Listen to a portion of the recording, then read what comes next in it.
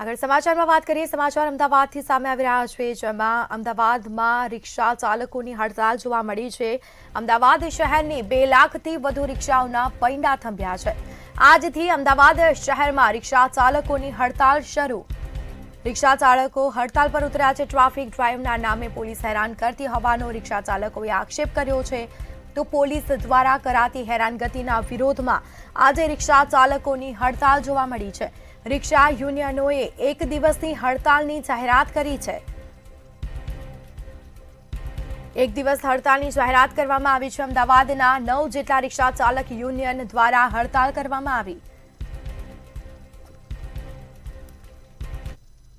અમદાવાદની અંદર આજે રિક્ષા ચાલકો જે છે તે હડતાલ પર ઉતર્યા છે। ગઈકાલે જે ઘટના ઘટી હતી, જેમાં લગભગ 30થી પણ વધારે રિક્ષાઓ જે છે જેને ડિટેઇન કરવામાં આવી હતી, તેને લઈને રિક્ષા ચાલકો જે છે તે આક્રોશ વ્યક્ત કરી રહ્યા છે। અને આજે લગભગ 2 લાખથી પણ વધારે રિક્ષાઓ જે છે અમદાવાદની, એના પૈડા જે છે તે થંભી ગયા છે। જોઈ શકો છો કે અત્યારે હાલ રિક્ષા ચાલકો આપણી જોડે છે, એમની જોડે જઈશું અને વાતચીત કરીશું કે કયા કારણોસર તેમને આવી રીતે હડતાલ પર ઉતરવું પડ્યું।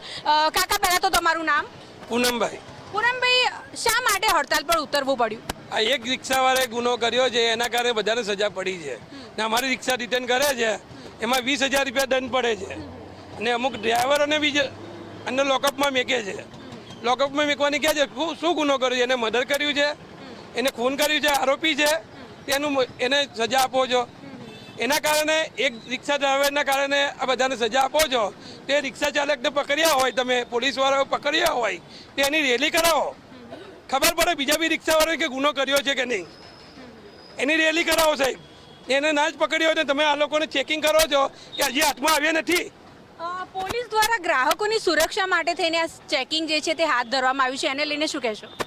સુરક્ષા માટે તો બરોબર છે કે રિક્ષા ચાલકો બી અમુક ડ્રાઈવરો એવા છે લાયસન્સ વગરના છે, લાયસન્સ નથી એની પાસે, એમને નીકળી પડે છે, એનું બી સારું જ છે કે વીમો પાસિંગ કરાવી દે, કોઈ એક્સિડન્ટ થાય એના માટે બી સારું છે। પણ મારું કહેવું છે કે એક રિક્ષા ચાલકના કારણે બધાને સજા કેમ આપો છો? એટલે તમે એવું કહેવા માંગો છો કે ખોટી રીતે હેરાનગતિ કરવામાં આવી રહી છે પોલીસ દ્વારા? આ ખોટી રીતે હેરાન ના કરો। જે રિક્ષા ડ્રાઈવરે કર્યું છે ગુનો, એને રેલી કરાવો, એને સજા આપો, એની રિક્ષા રિટર્ન કરો। બાકી રિક્ષા જે વીમા પાસિંગ વગરની છે કે લાયસન્સ વગરની છે એને બી જમા લો, અમે ના નહીં પાડતા, જમા લઈ શકો છો, ચેકિંગ કરી શકો છો, પણ તમે એકના માટે બધાને સજા ના આપો। શું કહેશો મોટાભાઈ, આજે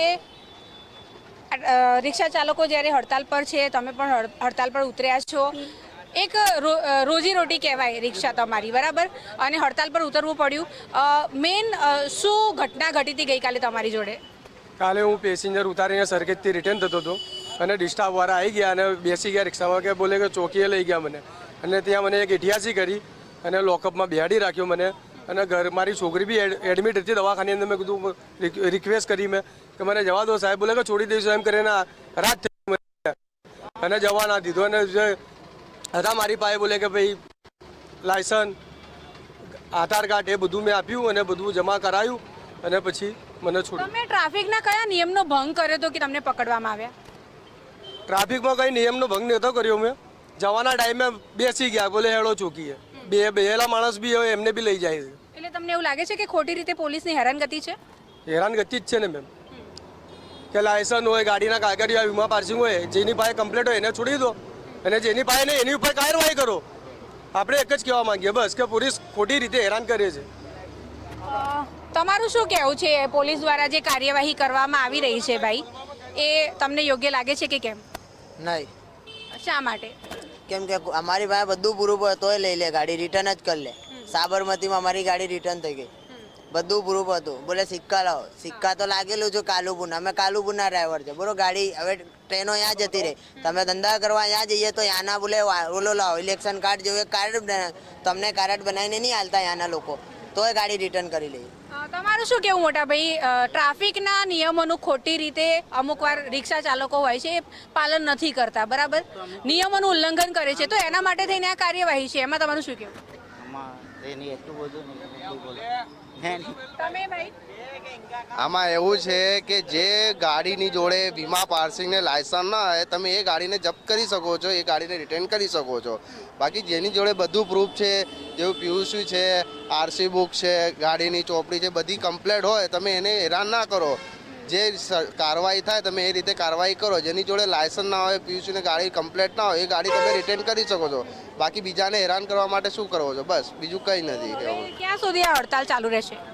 હવે તો બધા ભેગા મળીને આનું ડિસિઝન લઈશું, કેવું કરવું છે, કઈ રીતે કરવું છે, એ બધું જોઈને પછી અમે આગળ હડતાલ વધારીશું.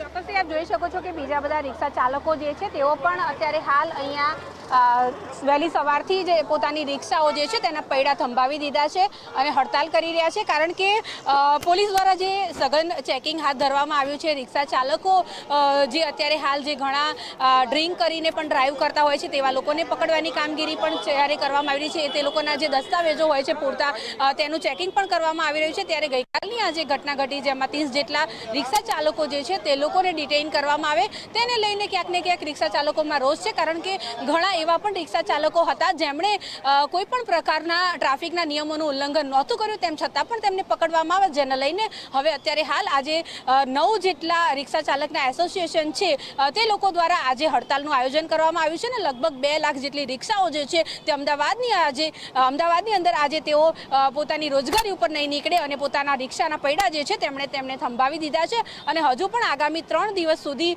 તે લોકોએ ચીમકી ઉચ્ચારી છે કે જ્યાં સુધી તેમના પડતર પ્રશ્નોનું નિરાકરણ નહીં આવે ત્યાં સુધી આ હડતાલ જે છે તે યથાવત રાખવામાં આવશે. કેમેરા પર્સન કેતન શ્રીમાળી સાથે અનિતા પરમાર, મંતવ્ય ન્યૂઝ, અમદાવાદ.